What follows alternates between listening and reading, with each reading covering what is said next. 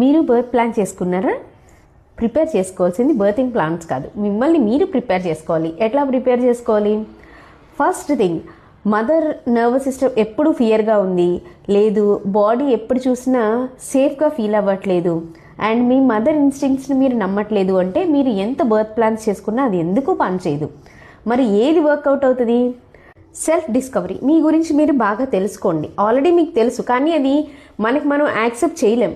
ఈ టైంలో పక్కాగా యాక్సెప్ట్ చేయండి. లోపల నుంచి మారడానికి ట్రై చేయండి. పైకి నేను మారేను అనడం కాదు, మీరు ఎలా బిహేవ్ చేస్తారు, ఏ ఫీలింగ్ వస్తే ఎట్లా ఉంటారనేది మీకు తెలుసు కాబట్టి లోపల నుంచి మారడానికి ట్రై చేయాలి.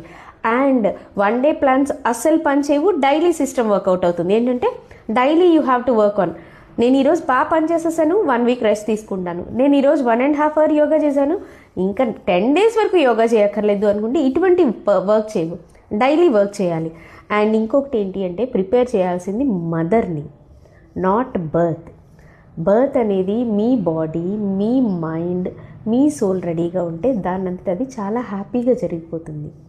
మీకు ఇంకా ప్రెగ్నెన్సీ గురించి తెలుసుకోవాలి అంటే ప్లీజ్ ఫాలో మీ.